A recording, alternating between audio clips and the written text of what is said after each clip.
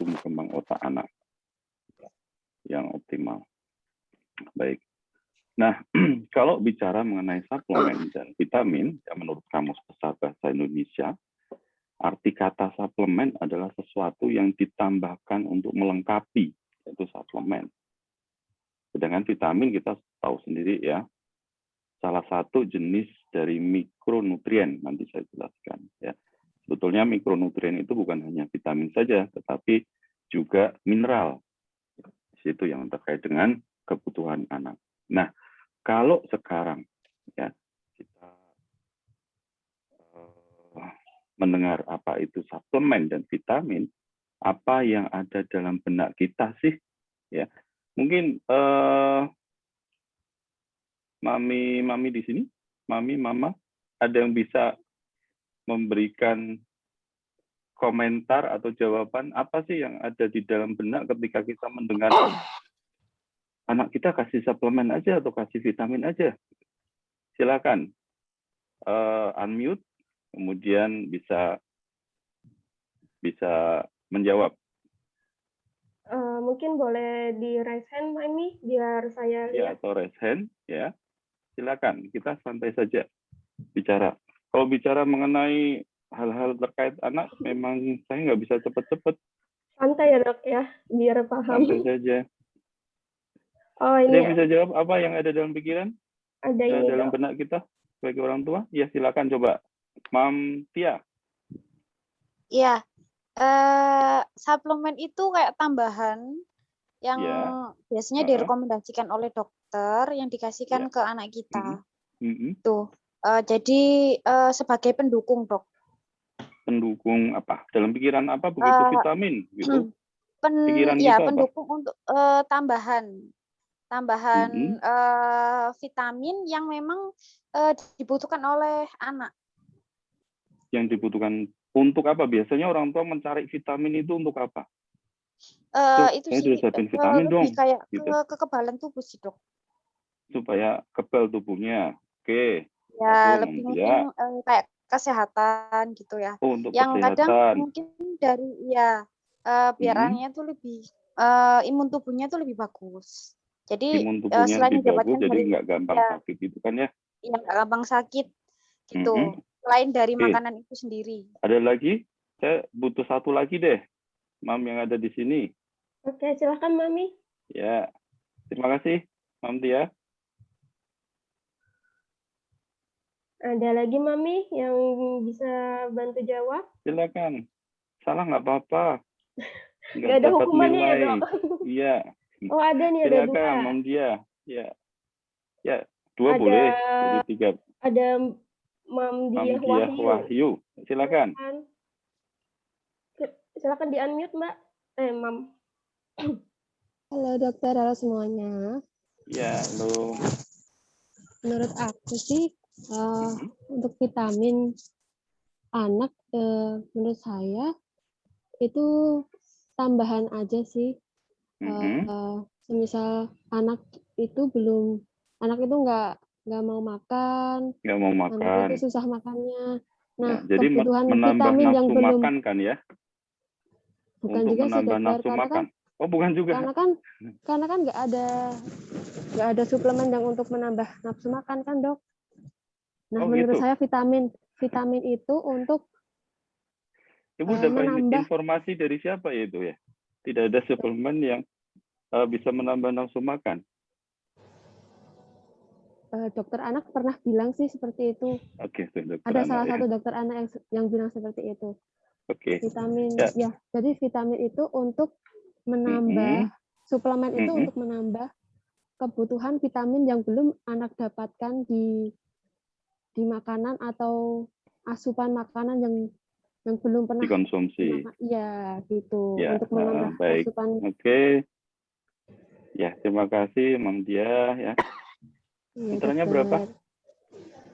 1 dokter. 1, insya Allah ya, sehat-sehat jadi anak yang optimal. Oke.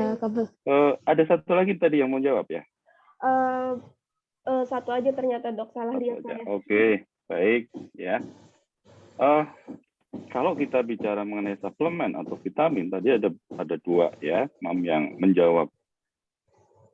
satu, ya, memang hanya tambahan saja, hanya untuk melengkapi saja, ya. Tapi ada beberapa mam atau orang tua yang menjawabnya seperti ini, betul nggak, dok?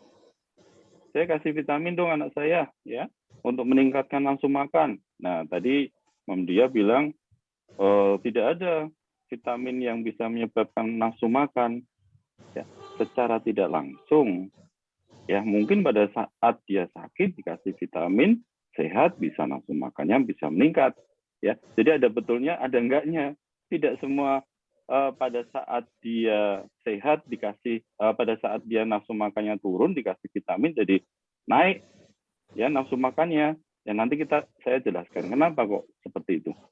Kemudian juga ada yang sering menanyakan di tempat praktek, ya, dok, anak saya kok beratnya nggak naik-naik, kasih vitamin dong, ya, betul nggak? Betul kan, ya?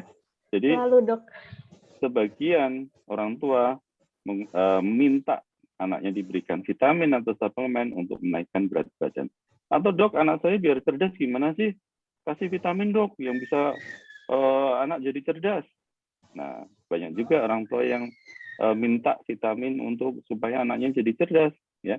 Atau biar anak saya sehat. Nah, ini udah orang tua yang pada ngerti pentingnya kebutuhan suplemen, ya.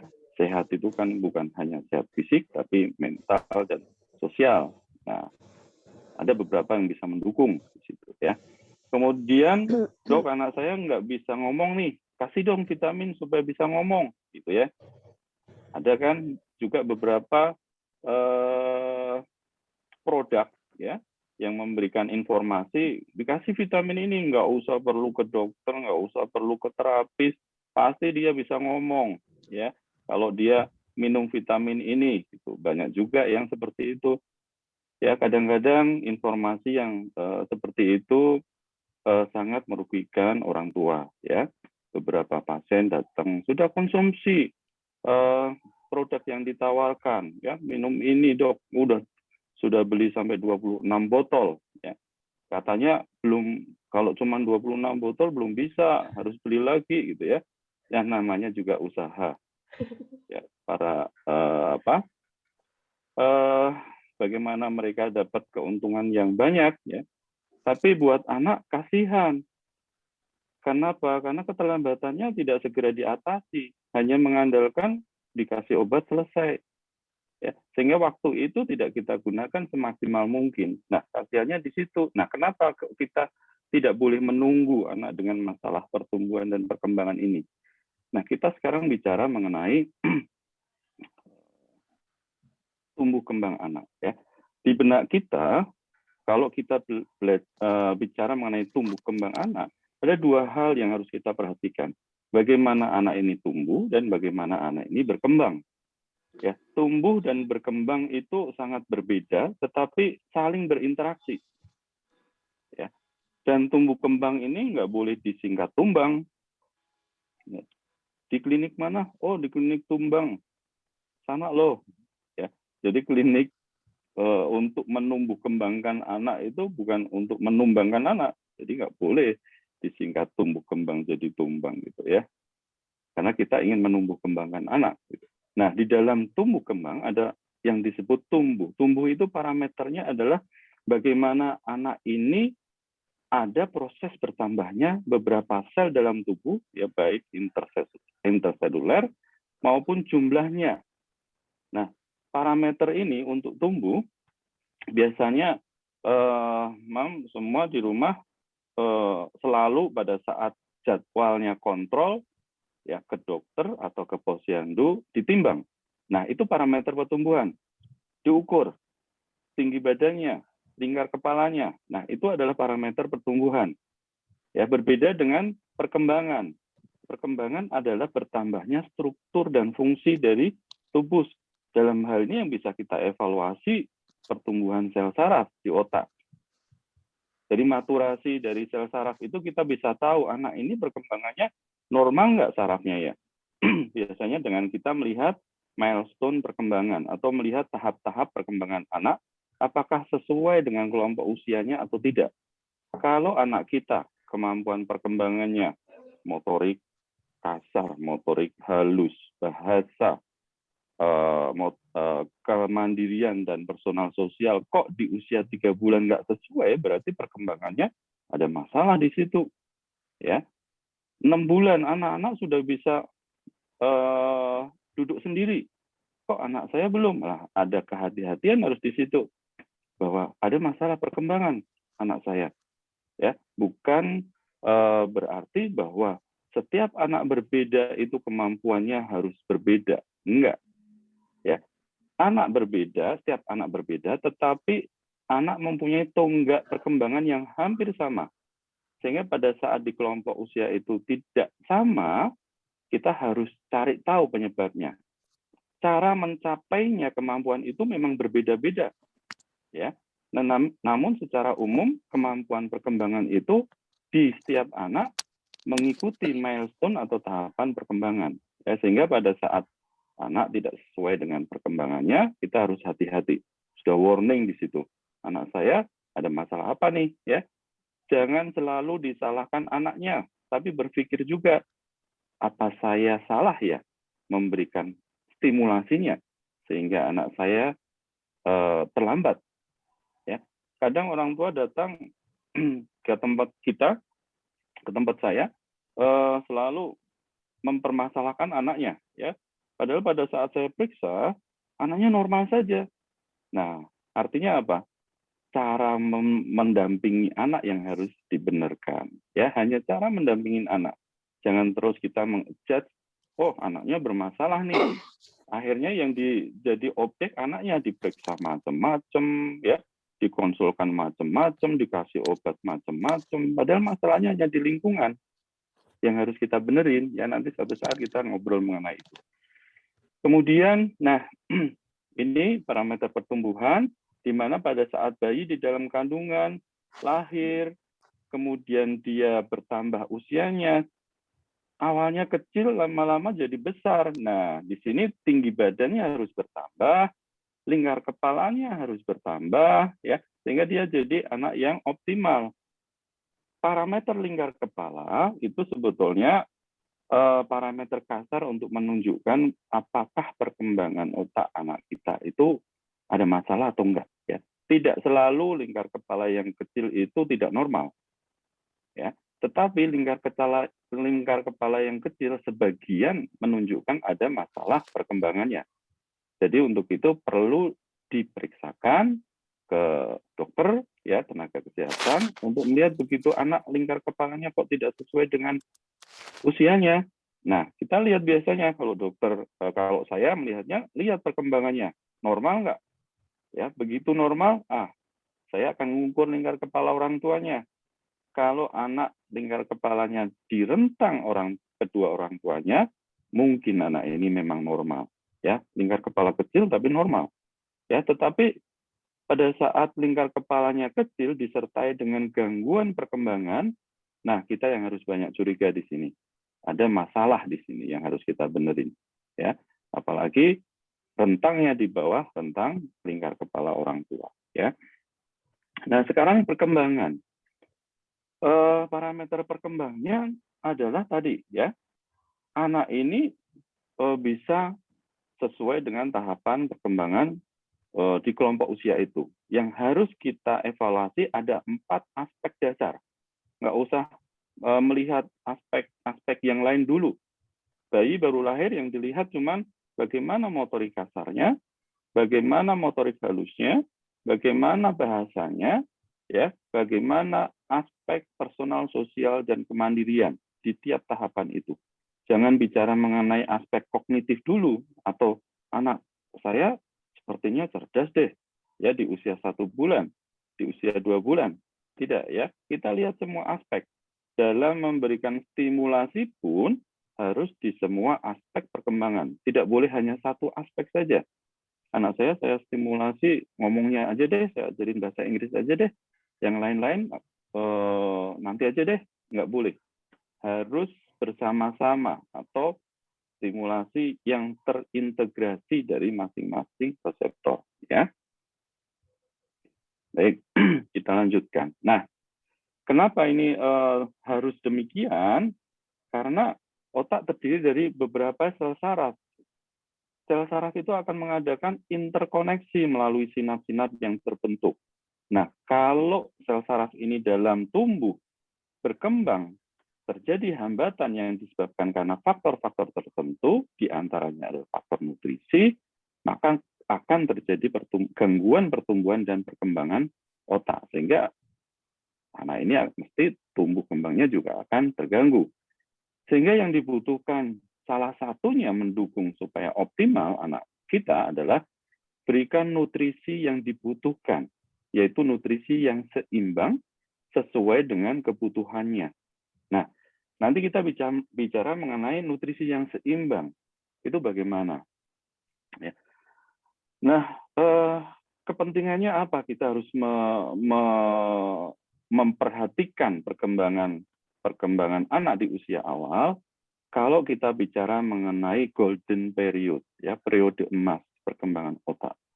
Maka sebetulnya di usia 0 bulan, ya, di usia sejak dalam kandungan, sampai di usia 6 tahun, itu ada yang namanya fase sensitif dari otak. Di mana jumlah sel-selnya itu bertambah cepat dibanding dengan tahun-tahun setelahnya. Ya, sampai usia 6 tahun, jumlah sel-sel bisa 95% dari total kehidupannya. Bayangkan, setelah 6 tahun hanya 5%. Ya, jadi 6 tahun ini sering sekali yang kita sebut dulu balita, ya, akhir dari 5 tahun, 6 tahun, di situ adalah fase sensitif. Nah, pada saat fase sensitif ini kalau kita nggak gunakan, maka sel-sel saraf itu nggak akan berkembang bersinaptogenesis, karena syarat sinaptogenesis adalah diberikan rangsangan atau stimulasi dan dipenuhi nutrisinya. Nah, kita jangan cukup sampai 6 tahun anak kita dampingi optimal. Enggak. Ternyata di dalam 6 tahunnya ada yang kita sebut sebagai fase kritis. Nah, fase kritis itu lebih cepat lagi. 80% ya manusia itu pertumbuhan sel sarafnya di usia 2 tahun pertama. Sehingga antara 2 tahun sampai 6 tahun, 4 tahun itu pertambahannya cuma 15%. Nah, sehingga di usia inilah yang kita sebut sebagai golden period. Pemerintah menyebutnya, atau dunia menyebutnya sebagai 1000 hari pertama kehidupan anak. Ya, jumlah dari selama dalam kandungan dan 2 tahun setelah di dalam kandungan. Nah, di sini ada apa? Di situ ada yang namanya fase kritis, di mana fase kritis terjadi periode sensitivitas sel-sel otak dan responsifnya sel otak itu pada saat diberikan stimulasi. Ya, kita lihat di sini. Awalnya sel-sel itu jumlahnya sedikit, ya, sel-sel saraf. Di usia-usia periode emasnya, ternyata setelah diberikan stimulasi, rangsangannya berbeda dengan setelah usia 2 tahun. Dia sangat responsif, ya. Stimulasi sedikit saja dia sudah gampang diberikan, sehingga sel-sel ini akan berkembang lebih cepat, membentuk suatu sirkuit otak. Sinap-sinap yang bertambah banyak, semakin bertambah banyak, semakin bagus, semakin optimal, sirkuitnya semakin kuat, sehingga pada saat dia diberikan rangsangan, jadi kayak lingkaran setan, ya, berikan rangsangan, dia semakin respons, semakin respons. Nah, pada saat inilah kita akan optimalkan perkembangan anak, ya. Nah, untuk bisa bergerak selnya, untuk bisa tumbuh selnya, ya, menjulurkan sinap itu butuh tenaga. Berkembangnya dari 1 menjadi 2, 2 menjadi 4 dan lain-lain itu butuh kalori. Nah, makanya dia butuh nutrisi. Nutrisi di usia 2 tahun pertama itu berbeda dengan nutrisi setelah 2 tahun pertama, ya. Nah, kita lihat di sini, ya, di golden period. Apa yang terjadi di usia 2 tahun pertamanya? Ternyata di situ kalau kita lihat lebih dalam lagi, sel-sel yang tumbuh cepat di situ adalah sel penglihatan dan sel saraf penglihatan dan sel saraf pendengaran. Sehingga jangan kita lewatkan di usia awal sampai usia 2 tahunnya, ya, terutama usia 6 bulan ini. Ya, terutama usia 6 bulan. Sampai usia 10 bulan sudah agak turun.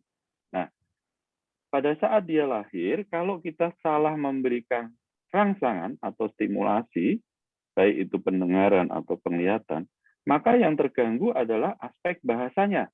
Karena penglihatan dan pendengaran ini akan mendukung aspek bahasa. Pada saat anak bisa berbahasa dengan benar sesuai dengan kelompok usianya, disitulah dia akan mengeksplorasi lingkungan sehingga dia akan mendapatkan pengalaman-pengalaman baru yang akan memberikan dampak pada aspek kognitifnya. Nah, sehingga aspek kognitif inilah yang akan kita capai. Dan ini akan tercapai kalau aspek bahasanya optimal. Aspek bahasa optimal kalau kita berikan rangsangan yang tepat di usia-usia awalnya. Ya. Oke, kita lanjut. Bagaimana kaitannya kesehatan otak dengan kecerdasan anak? Ya, jadi otak merupakan pusat seorang anak itu bisa dikatakan dia mempunyai perkembangan yang optimal dilihat dari kemampuannya. Dan ini tadi dikatakan bahwa sejak janin sampai usia 2 tahun, disitulah konstruksi terbangun, ada fase kritis yang harus kita gunakan sebagai jendela kesempatan atau window of opportunity, sehingga kita tidak boleh lewatkan, karena tidak akan ketemu lagi setelah itu. Ya, selama pembentukan konstruksi ini lebih banyak sel saraf yang akan terbentuk dan terpakai. Nah, pada saat sel saraf itu sudah banyak terbentuk, kalau kita tidak konsisten melatih, maka sel saraf itu akan dieliminasi. Ya, tidak jarang orang tua datang, dok, anak saya dulu bisa ngomong ini kok hilang ya. Ya, nah ini kenapa? Karena terjadi pemotongan sel-sel saraf yang kita sebut pruning. Ya, jadi dianggap oleh tubuh kalau stimulasi itu kita hentikan, bagian itu tidak dibutuhkan oleh tubuh, sehingga dipangkas untuk digunakan membangun jaringan-jaringan yang sering distimulasi. Nah, disinilah yang harus hati-hati. Kalau pada saat 2 tahun pertama kita berikan stimulasinya yang negatif, maka bukan optimal yang terjadi, tetapi gangguan yang terjadi. Ya, stimulasi ada 2, negatif dan positif. Ya, negatif itu bisa overstimulasi, bisa hipo atau kurang stimulasi, atau bisa tidak sesuai dengan kelompok usianya. Ya, nah ini akan terjadi pemangkasan sinap-sinap yang nantinya akan menjadi masalah di kemudian hari. Nah, bagaimana dengan aspek nutrisi?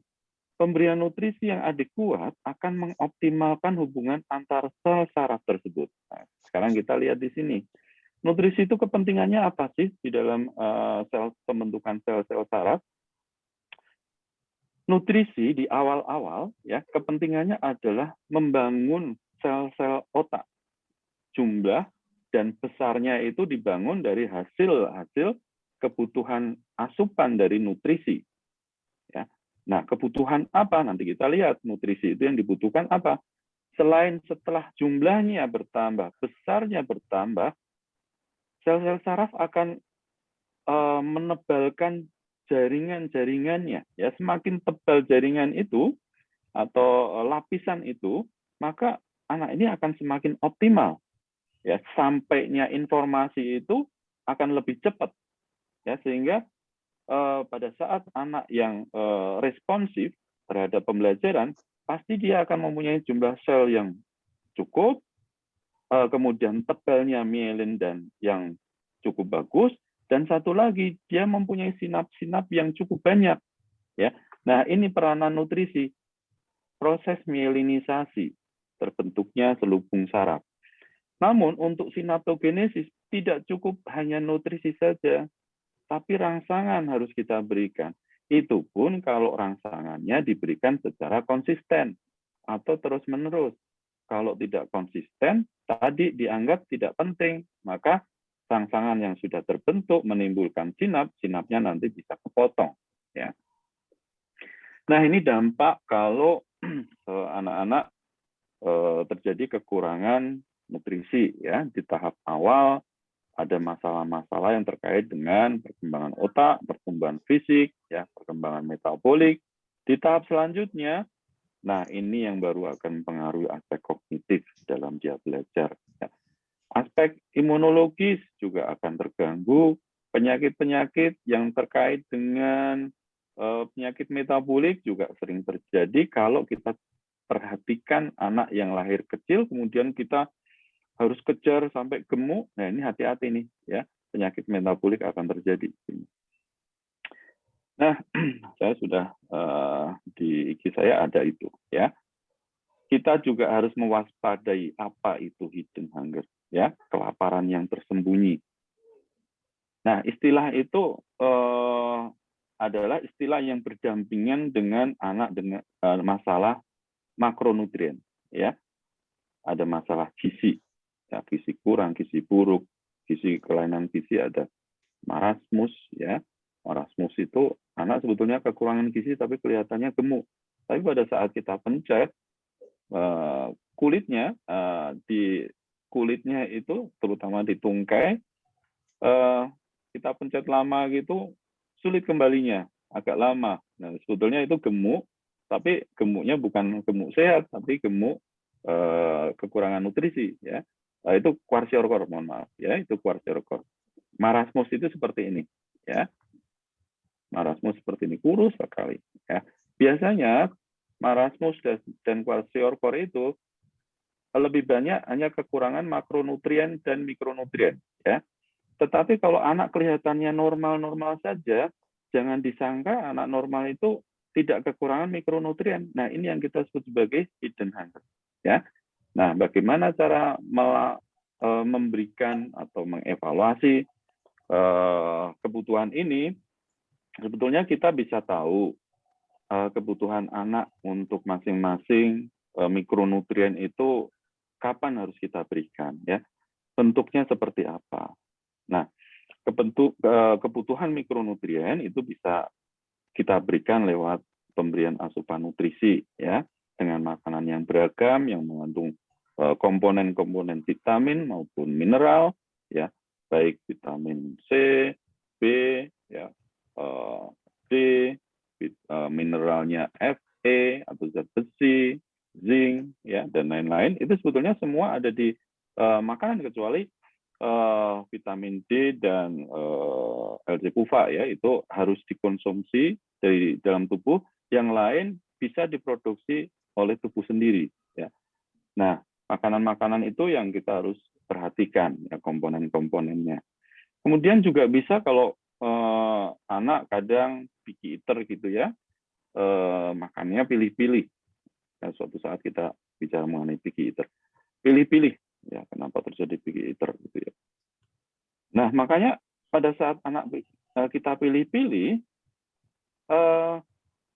apa yang dia pilih, kita pilihkan makanan yang di dalamnya mengandung mikronutrien yang dibutuhkan dia, ya. Jadi bukan hanya makanan-makanan jajanan saja yang biasa, tetapi makanan yang sudah ditambahkan atau difortifikasi, ya, itu kita istilahkan makanan yang sudah ada kandungan mikronutriennya, sudah ditambahkan zat besi, zinc, ya, vitamin, itu makanan yang difortifikasi. Kita pilihkan makanan-makanan yang sudah difortifikasi.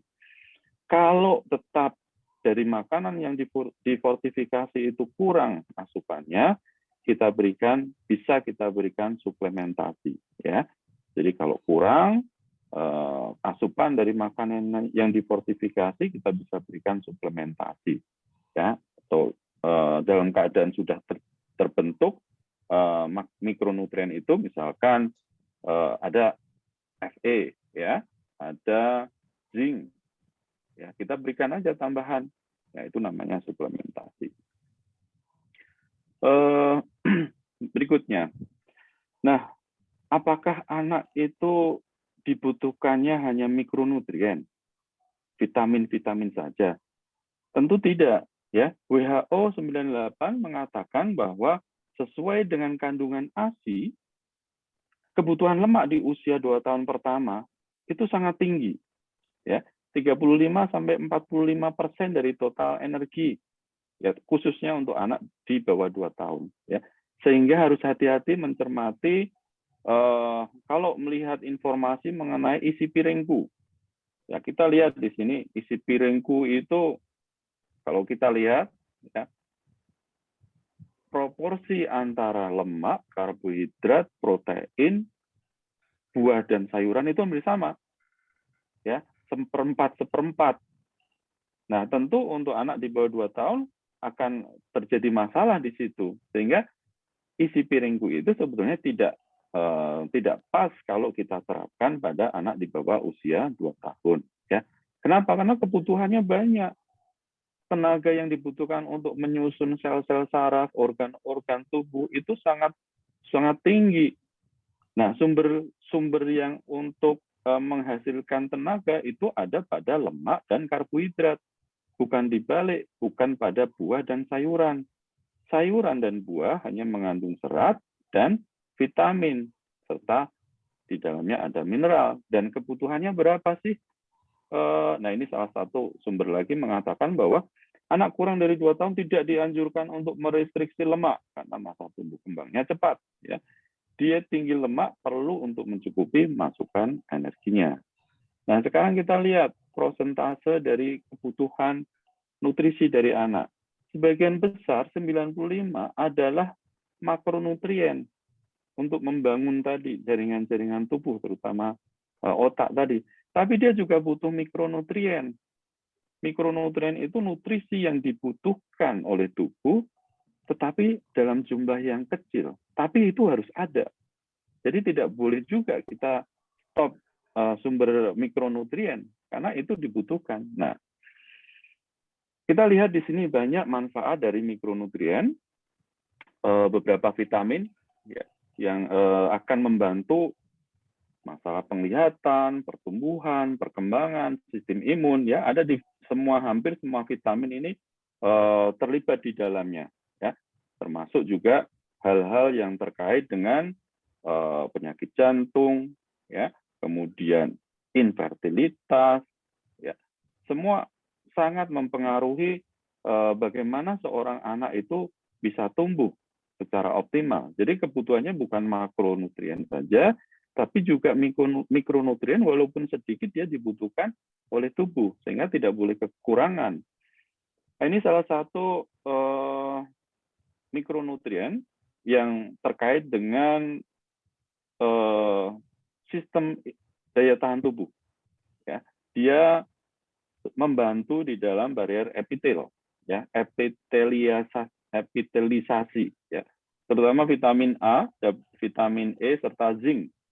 Jadi kalau anak-anak dengan pasca infeksi campak, ya, campak itu banyak sekali dia menghancurkan sel-sel di permukaan tubuh, terutama di saluran-saluran cerna, saluran nafas, permukaan mata, ya, sehingga pasca campak kita harus berikan ini vitamin A, ya, boleh ditambah zinc atau vitamin E dan vitamin C, ya. Nah, ini juga sedang dalam penelitian, ya, zinc dan vitamin A itu ternyata baik juga untuk diberikan pada pasien-pasien yang sedang mengalami serta vitamin C, vitamin E, ya, mengalami infeksi COVID-19. Ya, kenapa? Karena di situ yang diserang juga mukosanya, sel-sel selaputnya. Ya. Nah, ini yang perlu dipahami, termasuk juga bagaimana imunitas selulernya itu juga dipengaruhi oleh mikronutrien.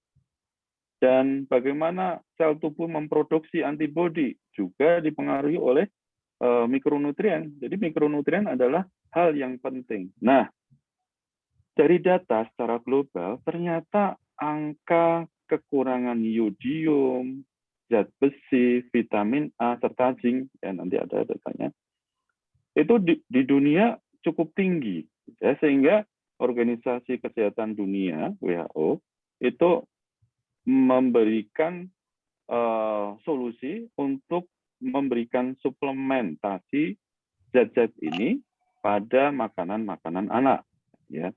Jadi makanan bayi, makanan anak itu semua yang sudah direkomendasikan untuk anak dikeluarkan kalau di Indonesia BPOM, ya kalau di luar negeri FDA ya, itu harus mengandung mikronutrien ini.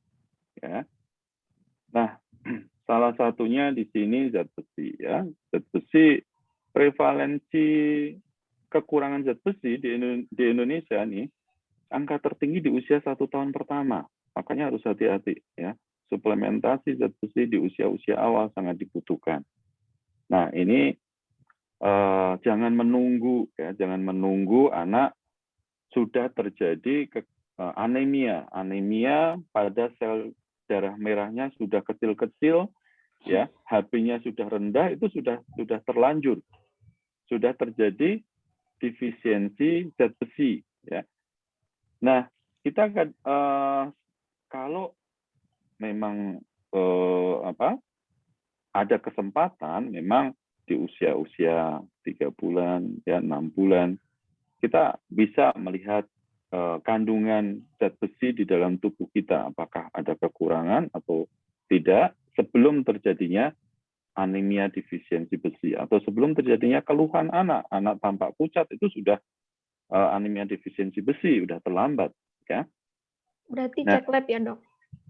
Ya, cek lab. Kita sarankan untuk ya minimal 6 bulan pertama. Tadi sebagian besar terjadi pada 1 tahun pertama. Ya, boleh kita, kalau ada resiko, kita bisa 3 bulan pertama. Ya, kalau anak ini punya resiko, ya, di saat kelahirannya. Ya, kalau enggak, kita bisa usia 6 bulan. Ya, cek lab. Ini dosis zat besi yang kita sarankan sesuai dengan rekomendasi dari IDAI juga, ya, di mana kalau bayi prematur itu lebih awal diberikannya, ya, di usia 1 bulan kita sudah berikan sampai usia 2 tahun, dosisnya 3 mg per kilogram berat badan per hari. Kalau bayi cukup bulan, cukup 2 mg dan dimulainya sejak usia 4 bulan, ya. Jadi bayi prematur itu angka anemianya lebih tinggi di usia-usia awal, di 3 bulan pertama. Makanya sejak 1 bulan harus diberikan suplementasi, karena terbangunnya sel darah merah itu 3 bulan lamanya. Ya. Jadi terbentuknya sel darah merah itu pada saat awal diberikan suplementasi, itu belum langsung HB-nya bisa naik, enggak. Oh gitu ya, Dok ya? Tunggu 3 bulan. Karena dia yang membentuk sel-sel darah merah ini nantinya. Ya. Jangan setelah usia 2 tahun, cukup 1 mg per kilogram berat badan. Ya, diberikan boleh 2 kali seminggu, ya, selama 3 bulan. Ya, kalau memang asupannya kurang. Tapi kalau asupannya sudah baik, ya saya kira kalau 1 mg sudah cukup lah, ya. Makan dengan daging, ya, kemudian ikan, itu zat besinya juga tinggi. Ya. Kemudian berikutnya, nah ini tadi yang saya sampaikan, ya. Di dunia pun ternyata banyak anak-anak yang kekurangan zinc, ya. Zinc itu ternyata tadi kepentingannya banyak sekali itu, ya. Sangat banyak kepentingannya untuk tumbuh kembang anak. Nah, kebutuhannya untuk anak 0 sampai 3 bulan 5 mg per kilogram berat badan, ya. Sampai usia 2 tahun, ya. Kita berikan biasanya 2 bulan diberikan terus menerus, terus stop 6 bulan, ya. Kemudian berikan lagi 2 bulan, ya. Paling tidak di 2 tahun pertamanya kita bisa support suplementasi. Nah, ini peran zinc di dalam metabolisme tubuh, ya. Nah, di sini yang tadi disampaikan, ya, bisa nggak sih mikronutrien itu, salah satunya vitamin atau zat mineral itu bisa mempengaruhi nafsu makan anak. Nah, ternyata zinc itu bisa mempengaruhi nafsu makan anak, ya. Di sini, ya, nafsu makan, regulasi nafsu makan anak. Dia membantu enzim-enzim ada di tubuh kita, sekitar 300 enzim yang dibantu oleh zinc ini. Jadi zinc ini sebagai kofaktor. Kofaktor itu apa, ya? Yang membantu enzim itu bekerja, ya. Jadi zinc juga mempengaruhi secara hormonal. Dikeluarkannya hormon-hormon pertumbuhan, growth hormone. Ya, jadi kalau growth hormone anak ini pendek, salah satunya kemungkinan defisiensi growth hormone yang disebabkan karena defisiensi atau kekurangan zat besi. Ya. Bisa kemudian berakibat stunting juga berarti ya, Dok? Sangat mungkin. Sehingga dulu pemerintah solusinya memberikan zinc pada bayi-bayi, ya. Tapi setelah kita kaji, kalau hanya sosialisasinya yang dipentingkan zinc, tidak akan tercapai tujuannya untuk menaikkan pertumbuhan anak atau tinggi badan anak. Kenapa? Karena zinc itu mikronutrien, ya, bukan makronutrien. Jadi, ya, tetap diberikan, tapi konsumsi makronutriennya juga harus diperhatikan karena sumber zat tenaga itu ada di makronutrien, gitu ya. Termasuk juga anak-anak ke depannya, kalau seorang calon ibu mempunyai kekurangan zat besi, kemudian hamil, ini nanti masalah nih anaknya, ya. Dalam proses pembentukan sintesa DNA RNA-nya itu akan terhambat. Ya, salah satunya adalah defisiensi zat besi, zinc, ya, asam folat, ya, di situ berperan terjadinya ada masalah di dalam kandungan. Kemudian vitamin D, ya. Nah, ini saya ambil dari sosialisasi Kemenkes, ya. Pentingnya vitamin D di dalam mendukung pertumbuhan dan daya tahan tubuh anak. Ya, jadi tubuh kita sebetulnya bisa membentuk vitamin D3 sendiri, tapi harus dibantu oleh matahari, sinar matahari. Ya, nah, ini dikatakan di sini jam-jam yang efektif. Ya, di atas ada yang bilang sumber literatur lain mengatakan di atas jam 10, ya, ada yang mengatakan di atas jam 9. Tergantung juga ini waktu Indonesia bagian mana. Ya, makanya di sini bener, Dok. tidak ada waktu Indonesia bagian mana gitu ya. Jadi rata-rata di atas jam 10 itu tidak cukup lama kok ya. 5 sampai 15 menit ya. 5 menit aja udah cukup untuk membangun pembentukan provitamin D menjadi vitamin D3 yang dibutuhkan untuk metabolisme tubuh ya, untuk mengikat kalsium, membangun sel-sel tulang, ya, kemudian membantu sel-sel saraf, kemudian membantu imunologi. Nah, sekarang vitamin D kan juga dipakai untuk membangun daya tahan tubuh supaya pada saat terinfeksi COVID bisa daya tahan tubuhnya lebih baik. Ya, konsumsi vitamin D, zinc, ya tadi salah satunya, ya vitamin C, ya saya dapat semua itu kemarin. Ya. Saya juga, Dok. Nah, ini dapat ya. Iya, Dok. Ya, memang itu dari literatur memang demikian yang sudah terbukti ya. Tetapi dengan vitamin saja masih tidak bisa mengalahkan virus itu. Ya, virus COVID itu sangat pintar tuh. Ya, karena memang terjadinya sakit itu bukan masalah kurang nutrisi saja atau kurang makronutrien atau mikronutrien, tetapi dari hostnya sendiri dan virusnya sendiri. Hostnya oke secara genetik, ya, nutrisinya sudah tercukupi, lingkungannya oke, prokes oke, ya, tapi ternyata virusnya itu virulen, sangat menular, ya. Begitu dapat sedikit saja sudah berkembang di situ, ya. Nah, ini yang harus kita perhatikan, ya. Di sini keuntungan dari vitamin D3 salah satunya adalah memang mensupport fungsi paru-paru, ya, selain jantung dan yang lain untuk kesehatan tulang dan lain-lain, ya, termasuk juga sel saraf, ya. Nah, sekarang bagaimana dengan DHA? Nggak apa-apa deh, waktunya kadang memang kalau udah bicara mengenai anak itu nggak bisa dipaksakan cepet-cepet. Iya, Dok. Betul ya, Dok. Iya, bagaimana dengan DHA atau ARA? Ya. DHA atau ARA ini adalah asam lemak yang sangat penting, esensial. Asam lemak tetapi nggak bisa diproduksi oleh tubuh sendiri. Nah, ini perlu asupan dari makanan. Nah, Ini yang harus kita perhatikan. Sehingga kenapa kok WHO menganjurkan sekitar 45% kebutuhan lemak? Ya, karena ini yang dibutuhkan oleh anak, membangun jaringan sel-sel saraf di situ. Ya, sering sekali orang tua menanyakan, penting nggak sih omega 3, omega 6? Ya, ini sebetulnya L-CoV asam lemak rantai panjang ya, tak jenuh, itu memang akan mendukung atau mempunyai efek yang positif di dalam tubuh, ya. Berbeda dengan asam lemak trans, ya, itu sangat merugikan. Ya. Dia menaikkan HDL, kalau trans menurunkan LDL, ya.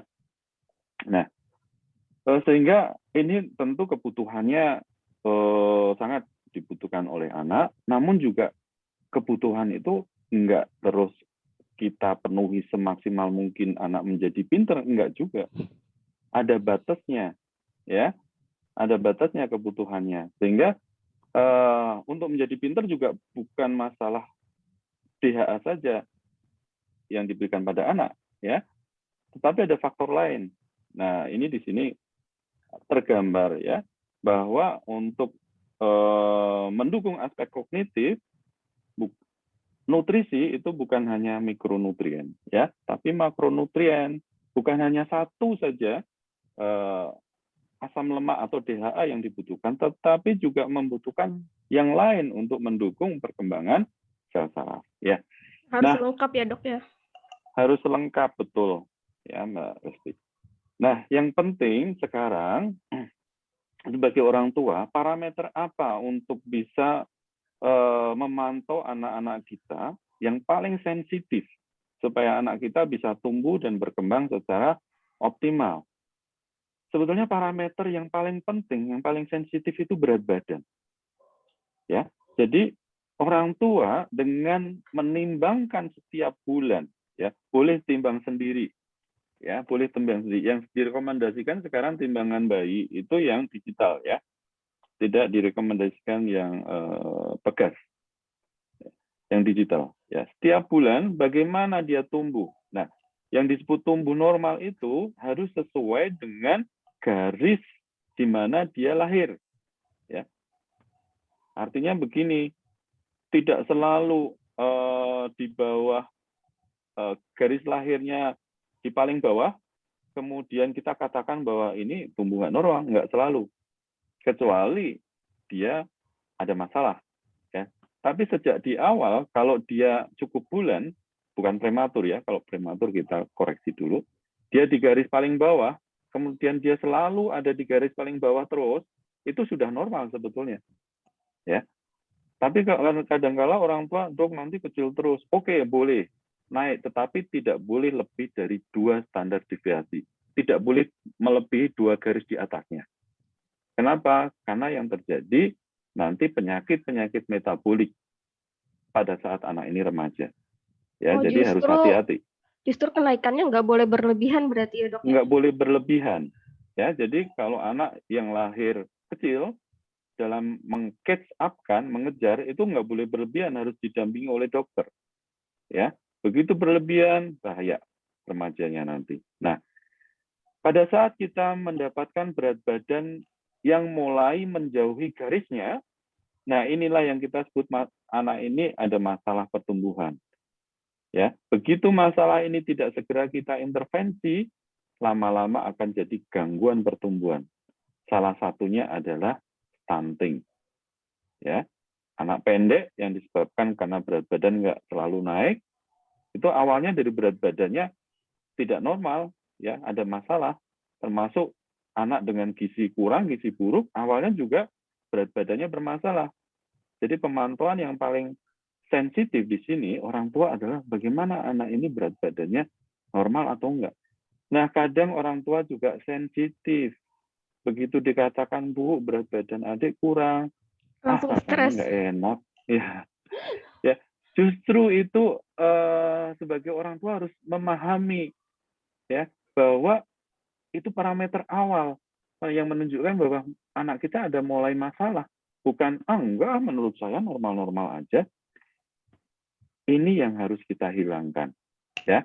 Karena kalau kita nggak segera intervensi tadi, golden period tidak akan berulang, ya. Terutama di 2 tahun pertama, sel-sel otaknya maksimal pertumbuhannya. Kalau pada saat berat badannya kurang, kira-kira semua organ tubuh itu tumbuhnya normal nggak? Nggak akan normal, ya.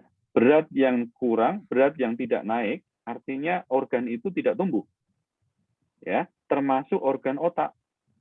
Nah, itu yang harus kita cermati. Kalau yang tadinya 5 kilo menjadi 5,5, nah artinya organ tubuhnya oke, tumbuh atau menjadi 6, ya, termasuk organ sel-sel otaknya itu juga tumbuh. Tetapi kalau enggak tumbuh, ya, kita harus perhatikan di situ. Ya.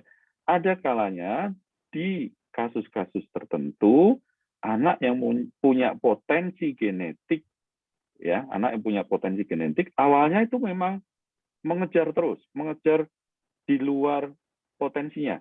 Tapi setelah usia 6 bulan, dia mulai mencari potensinya. Jadi kadang di setelah usia 6 bulan, yang tadinya berat badannya berlebihan, overweight, ya, lama-lama dia tidak nambah, ya, sampai dia pada potensi garis normalnya sebetulnya. Jadi tidak usah khawatir kalau selama dia ada di garis median, garis tengah kalau di kurva pertumbuhan itu, ya. Mungkin lain kali kita belajar mengenai kurva pertumbuhan. Boleh, Nah, Dok, boleh. pada saat berat badan kurang, yang harus diperhatikan, kita harus tahu anak yang berat badannya kurang itu akan menyebabkan daya tahan tubuhnya kurang. Nah, daya tahan tubuh kurang ini akan menyebabkan mudah infeksi. Infeksi, anak sakit, kalau sakit biasanya asupannya kurang. Asupan kurang menyebabkan berat badannya tidak naik. Ya, kayak lingkaran setan seperti itu. Akhirnya apa? Akhirnya anak ini menjadi stunting. Ya, ini yang harus kita cermati bersama supaya anak kita bisa tumbuh secara optimal sesuai dengan optimalnya potensi genetik. Jadi anak itu punya potensi genetik yang melebihi orang tua. Jadi potensi genetik anak itu nggak harus sama dengan orang tua karena ada rentang, ya. Ada rumusnya Potensi ya, Dok? tinggi, ada rumusnya. Ya, nanti suatu saat kita belajar di situ. Ada rumusnya. Ya, rata-rata dari kedua orang tuanya itu ada di situ plus minus 8,5. Artinya apa? Dia bisa melebihi sekitar 8,5 cm atau kurang dari rata-rata orang tua 8,5 cm. Jadi kalau mau optimal, ya dia harus lebih dong dari rata-rata kedua orang tuanya. Ya, nah yang kita tuju itu. Oke, jadi apakah setelah dikasih vitamin kemudian langsung makan anak akan naik? Ini yang sering terjadi. Ya, Dok, anak saya nggak mau makan, anak saya nafsu makannya udah mulai nurun. Ya kemarin makannya banyak, sekarang nggak mau makan lagi. Kasih vitamin, Dok. Ibu, saya yakin deh, Ibu sudah punya banyak vitamin. Iya, Dok. Ya, saya sudah beli 3 vitamin, tetap nggak mau makan. Nah, apa yang terjadi? Ya, kadang vitaminnya di dalamnya sudah ada zinknya, ya, sudah ada kurkuma, ya, bahan fitat dari alami, ya, yang memang dia bisa mempengaruhi enzim saluran cerna, pengosongannya lebih cepat gitu, sehingga dia akan mudah lapar. Tetapi pada saat-saat tertentu itu tidak terjadi, ya. Kenapa tidak terjadi? Jawabannya adalah ini, ya. Jadi tidak hanya kebutuhan makro dan mikronutrien saja yang dipenuhi. Setiap anak itu mempunyai fase perkembangan dan pertumbuhan otak. Setiap perkembangan pasti ada perubahan. Nah, kita harus lihat juga di otak anak ada yang namanya sistem limbik. Disitulah yang akan mengatur peranan anak itu nanti makannya bagaimana, nafsu makannya bagaimana. Nah, pengaruh hormon ini sangat mempengaruhi naik turunnya nafsu makan anak yang ada di sistem limbik ini. Ya, sehingga suatu saat anak yang awalnya makannya luar biasa, pasti nanti nggak ada fase yang dia tidak mau makan. Nah, pada saat fase tidak mau makan ini, jangan diharap atau jangan dipaksa, ya diharap dengan vitamin bisa naik, atau dipaksa makannya.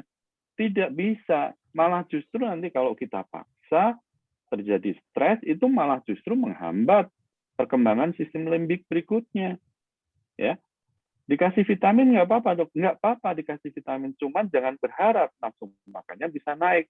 Ya, nah caranya nafsu makan naik gimana? Buat anak ini bahagia, menyenangkan pada saat proses makan. Nah, seringkali orang tua, ini terkait dengan sistem limbik ya, ini sistem limbik dan ya mempengaruhi perilaku makan. Ya, ini ada di amigdala. Ya, seringkali orang tua salah mengartikan yang nyaman, yang menyenangkan untuk anak, sehingga yang terjadi supaya mau makan dikasih apa? HP, diajak jalan-jalan. Anak seneng, iya, ya, anak menjadi seneng. Semua lupa dia bahagia, dia mau makan, ya.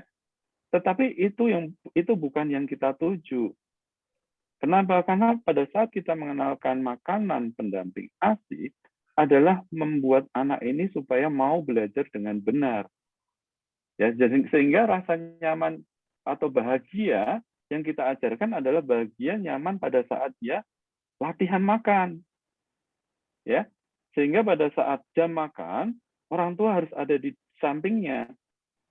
Ya, tidak orang tua makan duluan, nanti anaknya belakangan. Nggak boleh.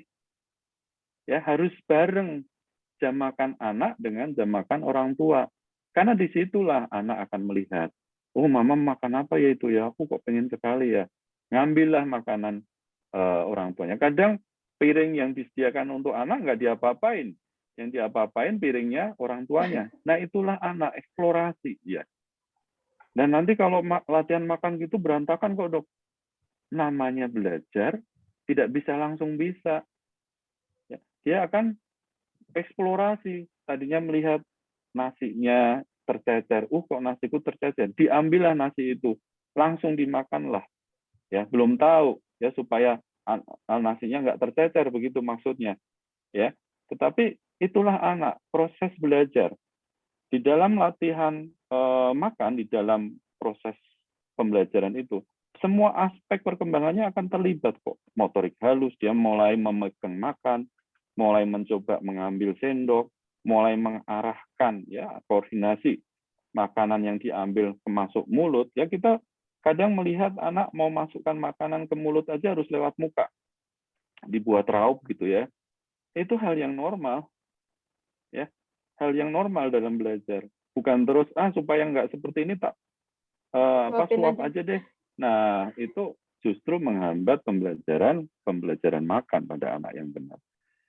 Oke, nah ada beberapa hal yang perlu kita perhatikan sebelum saya akhiri ini.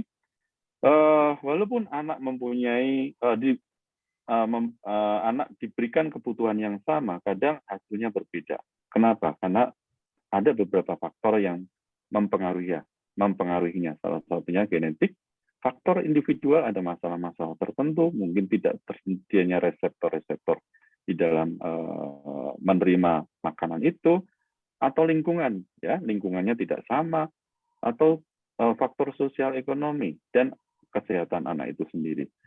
Itu yang bisa saya sampaikan. Terima kasih. Silakan kalau mau ada yang berdiskusi dengan saya. Wah, penjelasannya detail banget, dok. Mungkin Mami ada yang mau bertanya, silakan angkat tangannya dulu, raise hand, Mami. Biasanya banyak nih. Ada, Mami? Nggak ada yang berani bertanya. Ini Mam Tia lagi yang angkat tangan. Mam Tia, ya sama Mam Tia lagi, ya nggak apa-apa. Ya. Silakan, Mam.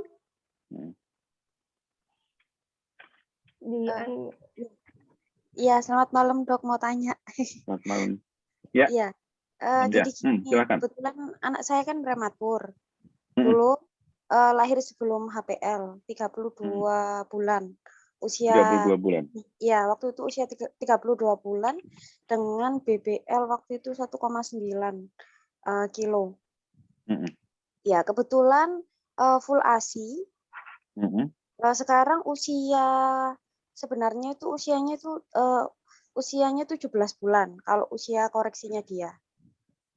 Usia koreksi 17 bulan? Iya, 17 bulan. Ya. Pernah filtering itu 2 bulan, Dok, nggak naik. Waktu dia usia 9 bulan, sampai 10 bulan itu dia nggak naik berat badannya. Akhirnya konsul ke dokter. Jadi selama waktu MPASI itu kan usia pas koreksi usia apa sih? Usia kronologis. Ya, usia kronologisnya itu 6 bulan, Dok. Jadi dia MPASI berarti itu dia usia 6 bulan masih kronologisnya ya. Oh, padahal prematur ya? Ya, prematur, Dok. Pernah filtering 2 bulan, akhirnya kan konsul dokter ke dokter spesialis anak, soalnya pernah filtering itu, akhirnya bulan depannya lagi itu naik. Dia naik sampai 1 kilo usia 11 bulan. Itu naik 1 kilo, ya, naik 1 kilo. Terus tanya lagi, Dok, untuk zat besi. Kebetulan saya waktu hamil itu dapat vitamin banyak dari dokter kandungan. Salah satunya asam folat tadi yang dijelaskan sama dokter itu kan membantu waktu pertumbuhan si anak ya di dalam kandungan ya. Ya, betul. Saya ada riwayat anemia juga, Dok. Apakah itu pengaruh ke anak juga karena dia lahir prematur ya, Dok ya? Karena selama kehamilan tuh nggak ada indikasi apa-apa, Dok, atau nggak ada masalah. Tapi tiba-tiba pecah kutuban, akhirnya terpaksa harus melahirkan. Tapi untungnya waktu melahirkan masih bisa melahirkan normal, gitu, Dok. Iya. Ya. Anak pertama? Anak pertama, Dok. Yang saya tanyakan di sini, apakah zat besi itu butuh ya, Dok ya? Soalnya selama ini waktu saya konsul ke dokter itu dilihat dari berat badannya itu sudah bagus. Dia konsumsi zat besi itu hanya waktu filtering itu aja. Waktu itu terus saya konsul ke dokter lagi, disuruh stop, Dok, karena kalau dilihat dari berat badannya sudah bagus. Gitu. Setelah dia konsumsi zat besi itu dia bagus, dan waktu dicek darah itu juga bagus. Sudah untuk darahnya tuh, Dok, cek darah itu zat besinya gitu.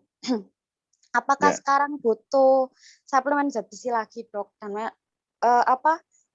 penting atau enggak sih, Dok? Karena dijelaskan tadi kan ada di tabel ya, Dok ya. Jujur selama ini tuh hanya filtering itu aja konsumsi zat besinya gitu, Dok. Mohon penjelasannya. Ya, terima kasih. Terima kasih, Mantia ya. Jadi yang pertama untuk melihat dia butuhnya zat besi, parameternya bukan berat badan, ya. Tapi di akhir tadi, Mantia udah bilang sudah diperiksa laboratorium, ya. Artinya dokter sudah melihat kandungan zat besi, HB-nya, kandungan ferritin, ya, atau transferinnya, artinya di dalam tubuh itu sudah mulai kurang atau belum, ya. Karena HB-nya itu masih baik, bisa kandungannya sudah mulai turun, kandungan zat besi itu, yaitu transferin sama ferritin itu, ya. Sehingga diperiksa itu. Kalau itu sudah diperiksa, mungkin dokternya mengatakan stop, Bu, karena kandungannya sudah cukup, HB-nya bagus. Jadi bukan berat badannya parameternya, ya. Bukan berat badan atau anaknya nggak pucat kok, Bu, anaknya nggak anemi kok, Bu. Kalau nunggu anemi atau pucat atau nggak tumbuh berat badannya, ya itu sudah terlambat.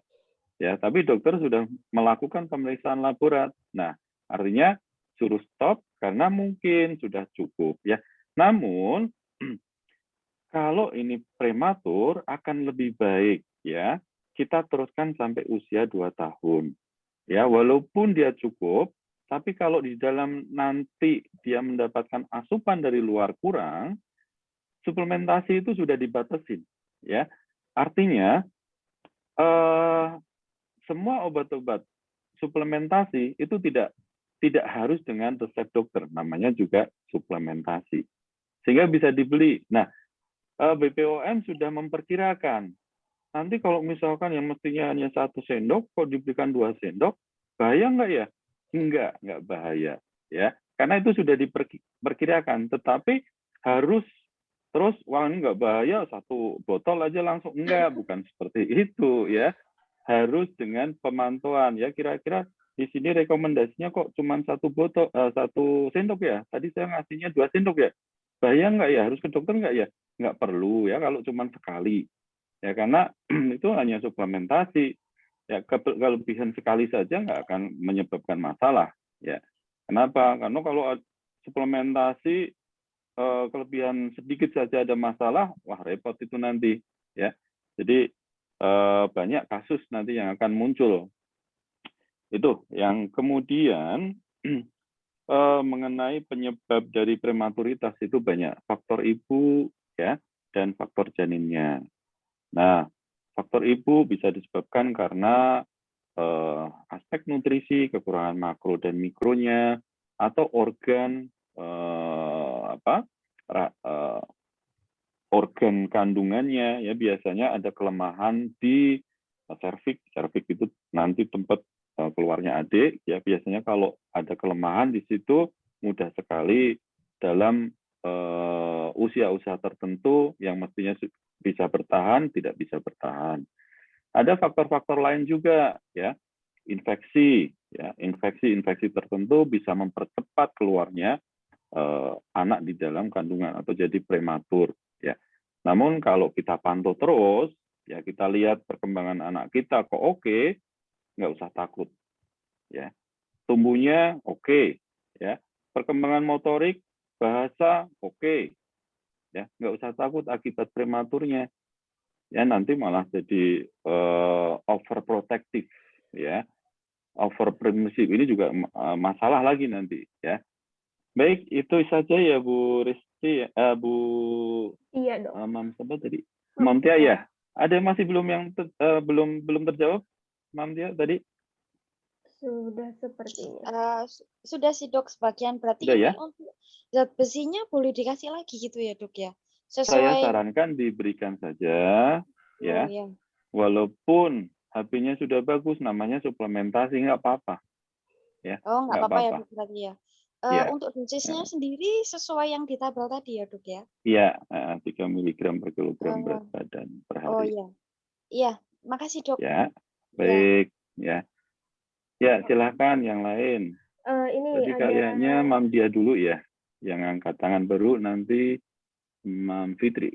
Fitri, iya. Mam Dia Ya. tadi dari tadi sih raisannya. Mam Dia ada yang mau ditanyakan? Okay.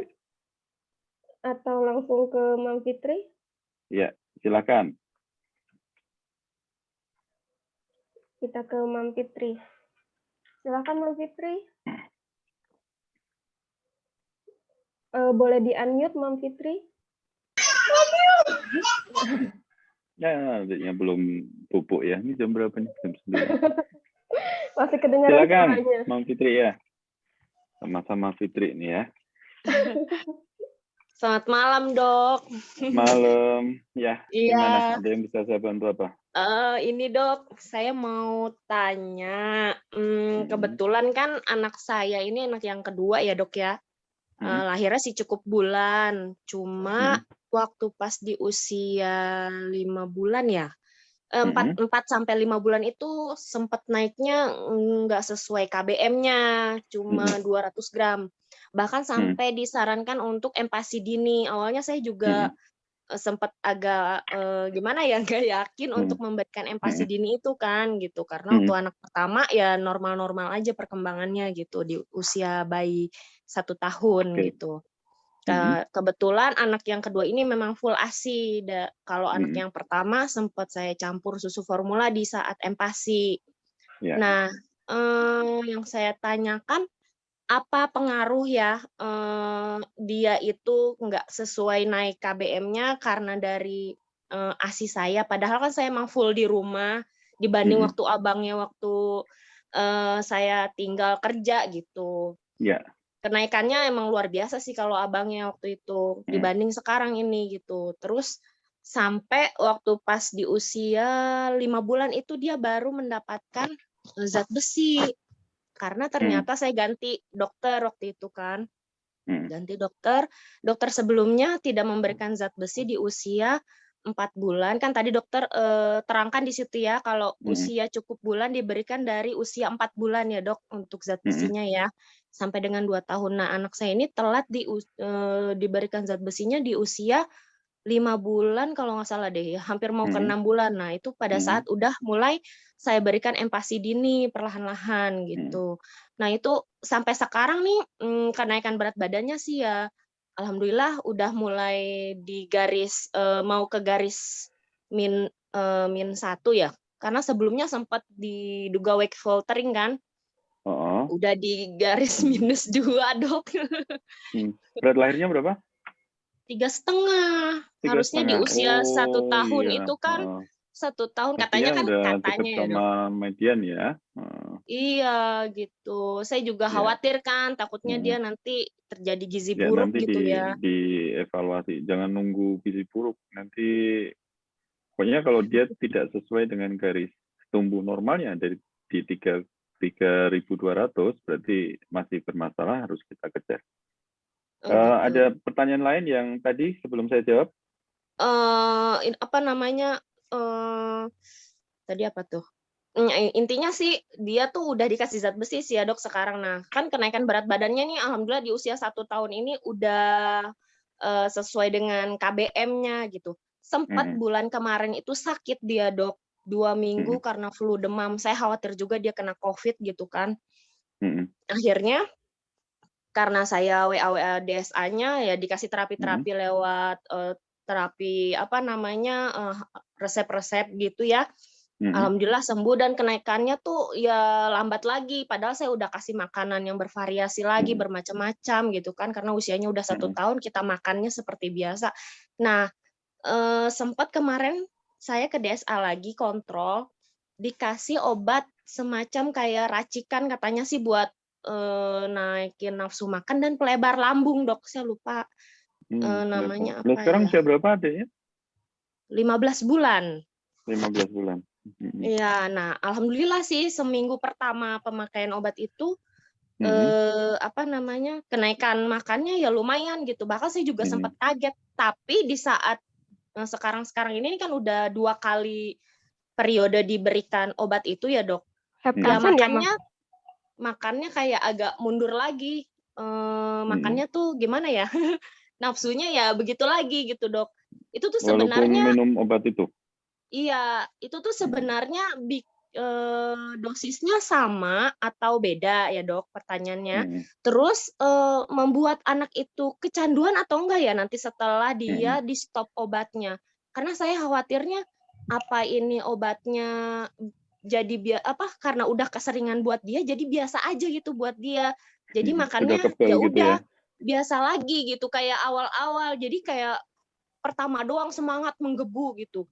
Lama-lama ya udah biasa. Padahal menurut saya itu makannya udah enak, udah bervariasi. Sampai saya mikir apa saya kasih susu formula buat tambahan dia biar kalorinya bertambah gitu kan.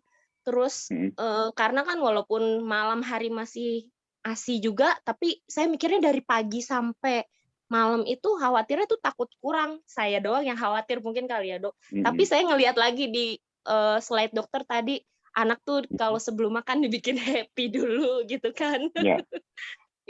Padahal saya udah ajak main, pakai stimulasi permainan apa aja gitu kan. Nah pada saat dikasih makan, dia kadang suka melengos gitu. Ngelihat sendoknya aja kadang nggak mau, sampai saya kasih tangan pun juga gimana ya, dia sampai melengos nggak mau. Ini hobinya lagi makan-makan finger food sih ya. Jadi saya kasih cemil-cemilan finger food yang dia buat makan, tapi sambil saya suapin juga gitu dok. Nah, gitu. Baik, saya jawab yang terakhir dulu ya, masalah terakhir ya. Boleh. Jadi boleh, membuat adik nyaman, senang, itu dalam proses makan, bukan sebelum makan. Jadi gitu. jangan terus diajak adik main-main dulu, baru situ makan udah capek. Iya. Atau main-main dulu dia senang ketawa-ketawi, baru makan bersama. Dia sudah capek. Jadi proses makan itu kita tunjukkan pada anak sebagai sesuatu hal yang menyenangkan. Adik, ibu pengen maem misalkan ya. Yuk ambil nasinya, ini ibu ambil nasi. Adik mau ambil sendiri atau ambilin nasi ibu deh gitu. ya. Anaknya suruh ngambil, ya, kemudian ngasih ke piringnya. Itu suatu proses berinteraksi supaya dia nyaman. Ya, ada ibu makan ini mau, ya, ada sesuatu yang bisa kita berikan pembelajaran di situ. Ya, kemudian terkait dengan pemberian makanan pendamping ASI sejak awal tadi. Nah, ini sebetulnya hal yang harus kita benarkan, harus kita kembalikan ke yang benar. Jadi kalau anak belum memenuhi untuk kesiapan diberikan MPASI, jangan dipaksakan hanya karena berat badannya yang turun atau tidak naik di usia-usia sebelum 6 bulan. Ya, rata-rata anak usia 6 bulan itu kan saluran cernanya sudah siap secara neurologis, ya dia sudah bisa tegak, bisa duduk gitu. Nah, selama dia belum siap kita paksakan, nanti justru yang terjadi adalah gangguan yang lain, ya. Nggak akan bisa naik kok. Kenapa? Karena yang masih bisa diserap dengan baik di usia 6 bulan, di bawah 6 bulan itu yang cair, makanan cair. Tapi kalau kita paksakan MPASI, dikasih makanan yang bubur gitu ya, tidak cair ya, ya lambungnya adik mencernanya lama. Nah, kalau dia mencerna lama, kenyangnya lama, adik asupan ASI-nya jadi kurang. Kalau asupan ASI-nya kurang, otomatis berat badannya tambah naik. Ya. Jadi yang harus kita lakukan pada saat awal adalah mengevaluasi. ASI-nya cukup apa enggak ya? Jelas anak bertambah usia, kebutuhannya semakin banyak. Nah, sekarang saya tanyakan, Ibu makannya berapa kali? Sama dengan sebelumnya, ya, karena kebutuhannya adik sudah mulai banyak. Ya. Makannya harus lebih banyak lagi mestinya di usia-usia itu. Mulai usia 3 bulan, aktivitas adik sudah mulai bolak-balik ya, udah mulai tengkurap sendiri, kadang sudah mulai ongkong-ongkong, dia membutuhkan tenaga yang banyak. Sehingga perhatian kita di situ adalah jumlah kalori yang diterima oleh anak ini sudah sesuai atau belum. Ya pertama kali kita pikirkan ASI dulu. Konsumsi ibu udah cukup belum? Ya, sumber kalori yang diasup ibu sudah cukup belum? Kadang-kadang ya orang tua, ibu terutama setelah melahirkan kan berat badannya nambah tuh. Nah, mulai udah bisa 2 bulan, pengen diet, padahal dia harus nyusuin. Nah, artinya apa? Kebutuhan kalori untuk anak juga akan kurang.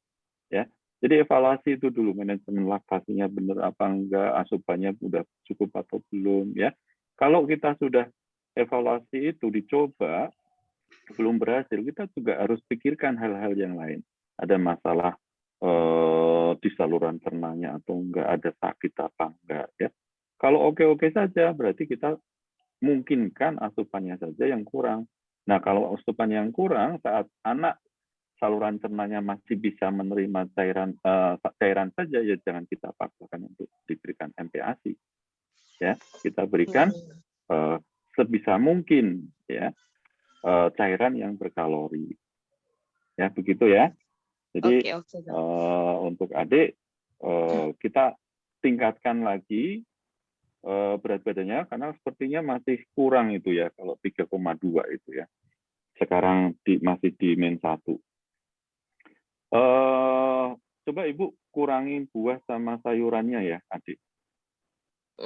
Protein hewaninya ya yang ditambahin ya, Dok ya?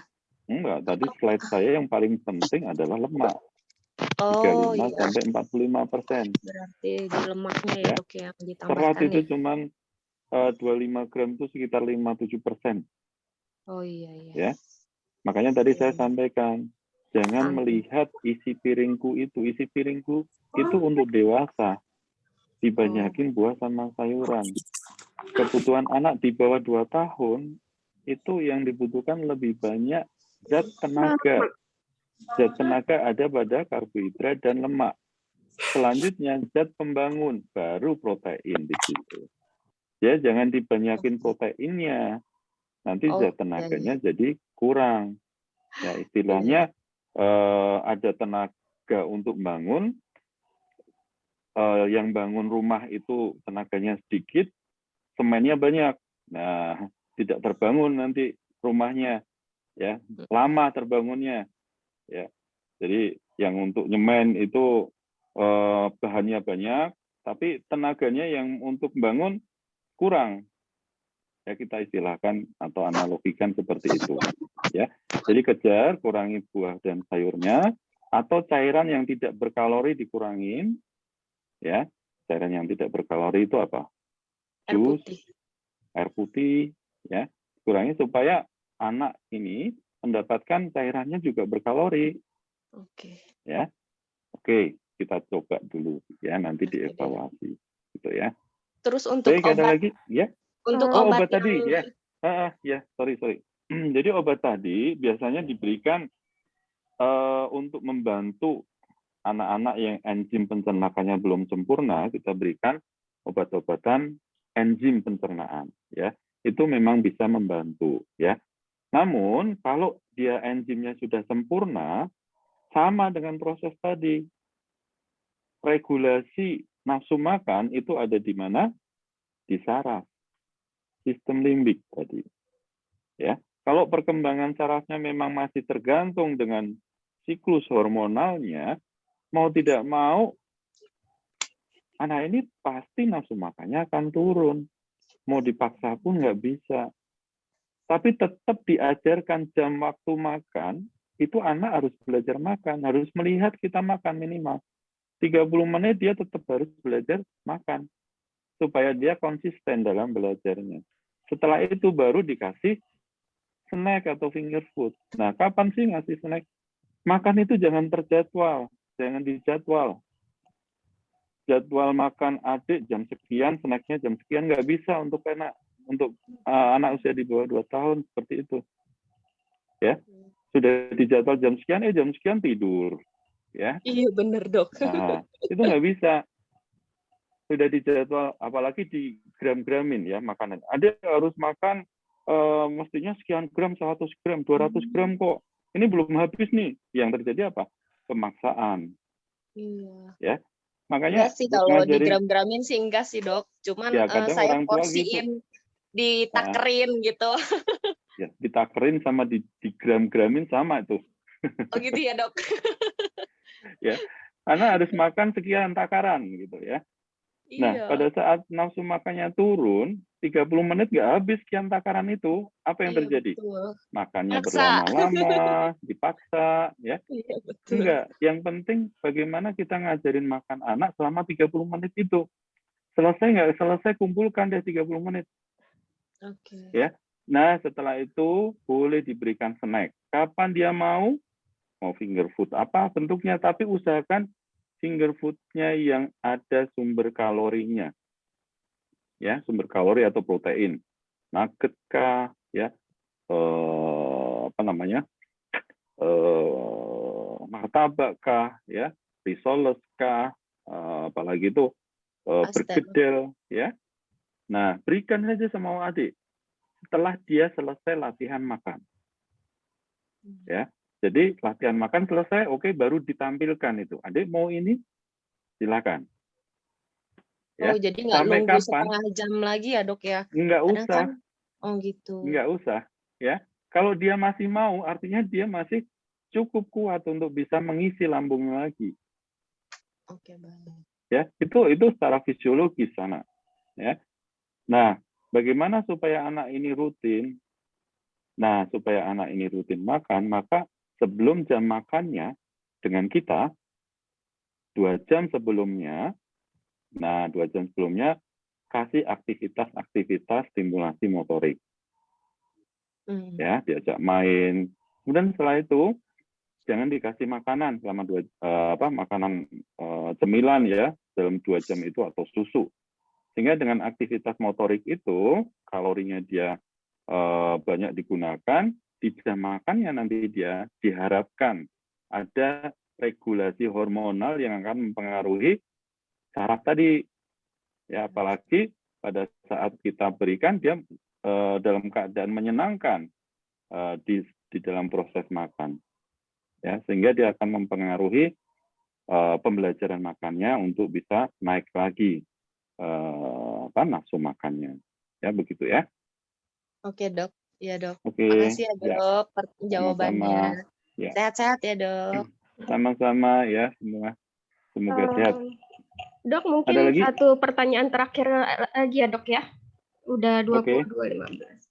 Oke, tadi yang paling pertama Mam Cahyani, boleh Mam, silahkan Mam, pertanyaannya singkat aja kali ya Mam ya. Silahkan Mam Cahyani. Di unmute dulu Mam.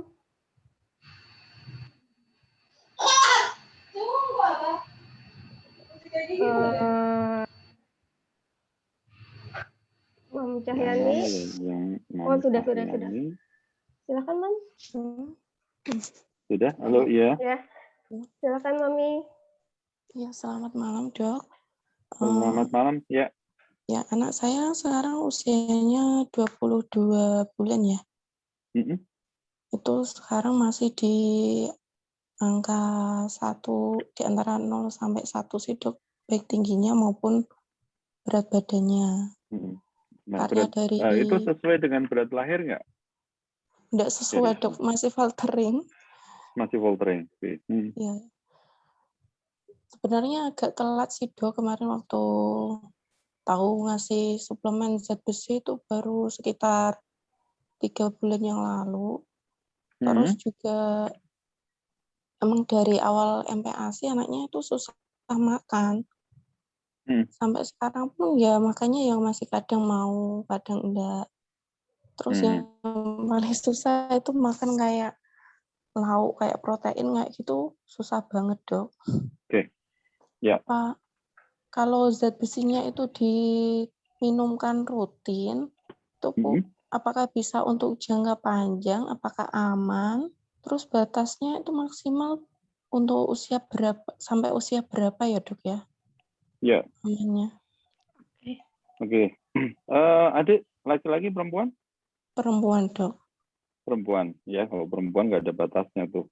Karena remaja dia juga butuh zat besi, ya. Remaja itu untuk persiapan, mempersiapkan diri. Karena begitu remaja menstruasi. Nah, butuh zat besi banyak tuh, ya. Nah, untuk kasus ini saya ambil tadi contoh mengenai satu makannya masih nggak mau. Nah, ini bisa belajar dengan pertanyaan yang tadi, ya. Terus tadi yang penting di sini bahwa zat besi itu tidak untuk meningkatkan berat badan, ya. Yang harus digarisbawahi di sini. Yang dibutuhkan untuk meningkatkan berat badan adalah sumber kalori, ya. Sumber kalori ada pada lemak dan karbohidrat. Zat besi adalah mikronutrien.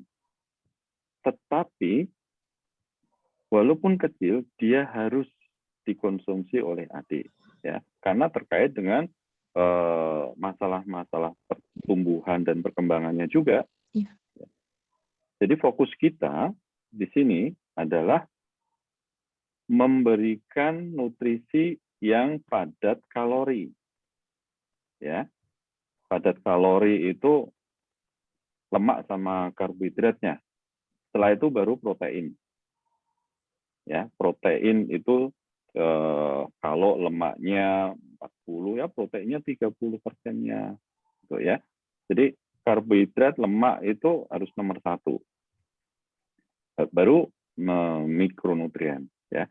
Kemudian tadi hal yang lain yang harus kita lakukan pada kasus adik ini adalah di saat adik tidak mau makan, jangan kita melayani keinginan adik. Ya, kadang anak di usia-usia ini sudah mulai picky eater nih.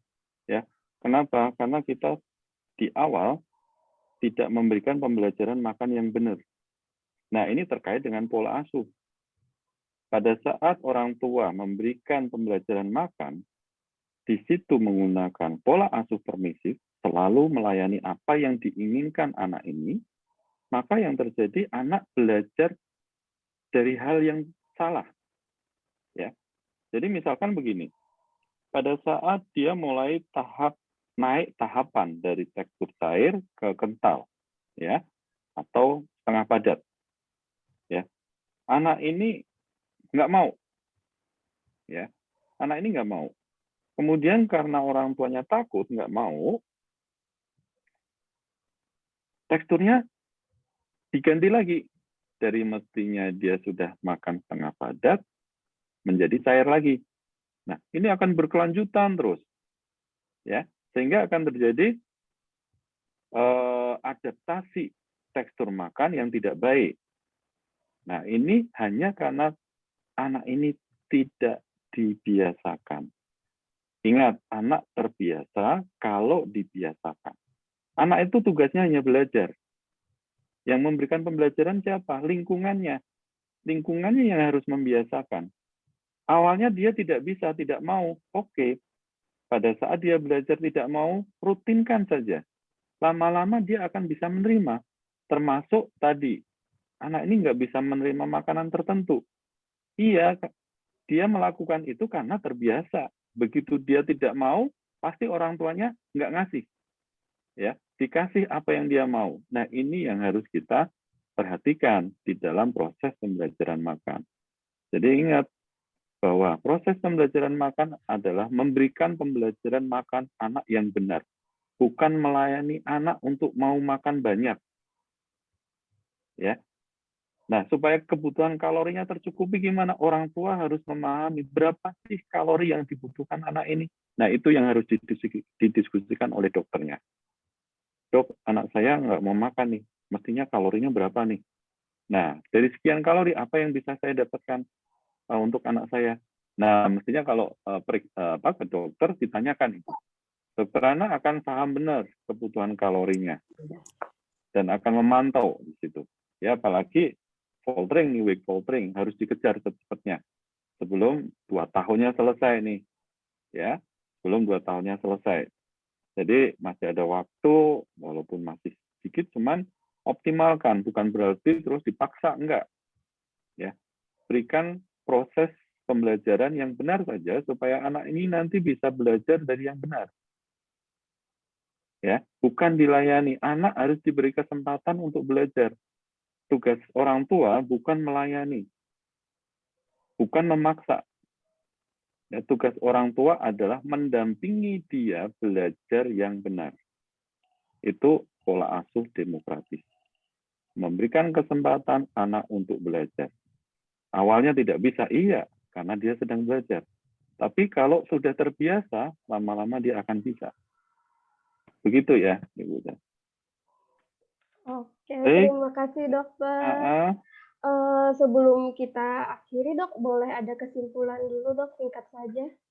Kesimpulannya, mohon maaf dari beberapa yang belum mau tanya tapi belum bisa saya jawab, ya.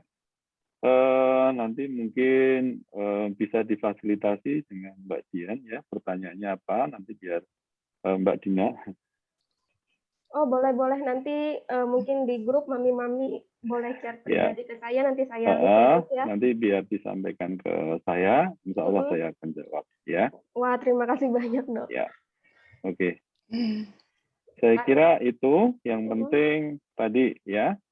Poin utama adalah tugas orang tua mendampingi anak belajar yang benar. Ya, bukan melayani anak, bukan memaksa anak. Kalau kita sayang sama anak, berikan kesempatan anak untuk belajar. Ya, jangan kita layanin terus. Kalau kita layani terus, itu artinya kita sebetulnya nggak sayang sama anak. Karena kesempatan belajarnya jadi nggak ada. Nah, kalau ada kesempatan belajar nggak ada, nanti ada masalah, ada gangguan. Nah, artinya apa? Kita tidak bisa mendampingi anak kita dengan baik. Walaupun pada saat mendampingi, tuh anak saya nangis kok di sekitar pada saat saya beri kesempatan belajar.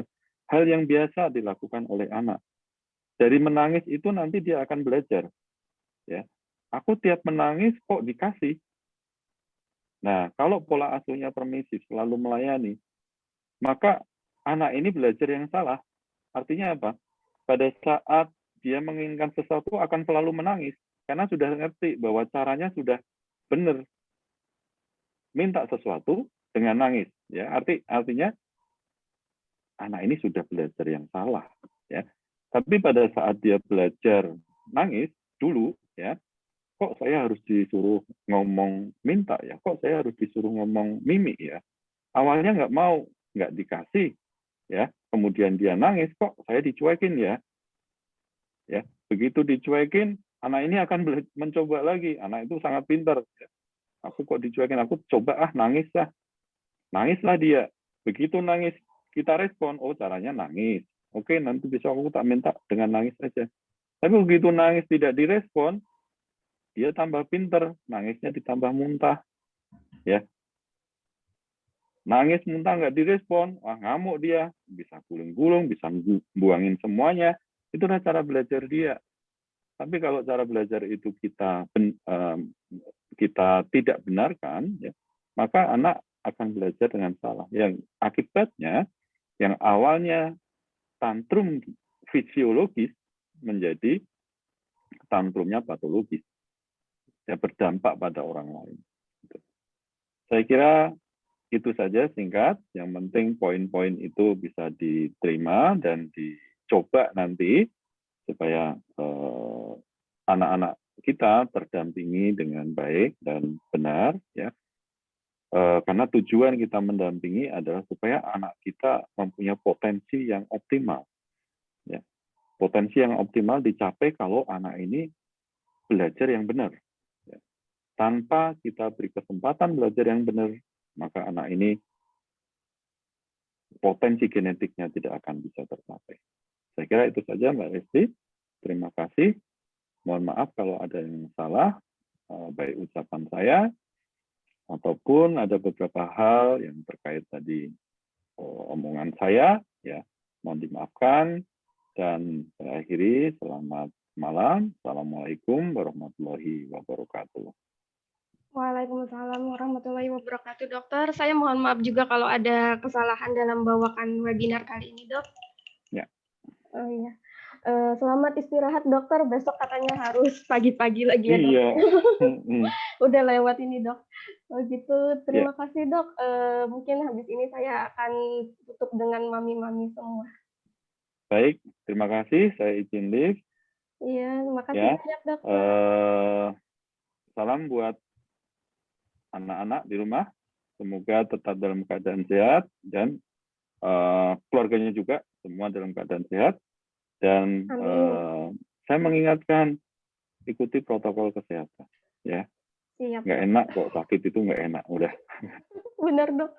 Ya, ya udah. Terima kasih. Assalamualaikum warahmatullahi wabarakatuh. Waalaikumsalam. Terima kasih banyak, Saya Dokter. duluan ya.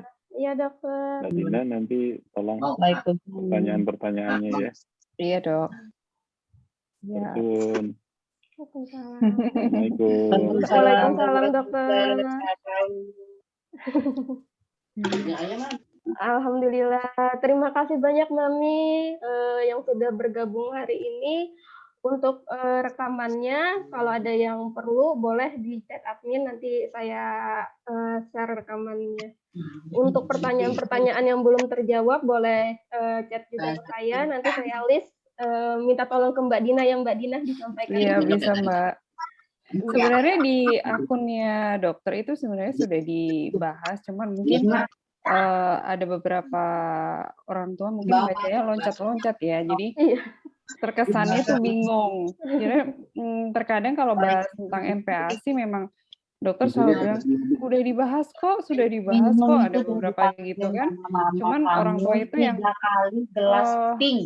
pertanyaan itu kembali mengulang. Jadi pertanyaannya mengulang, padahal di bawahnya itu sudah penjelasannya udah banyak ya.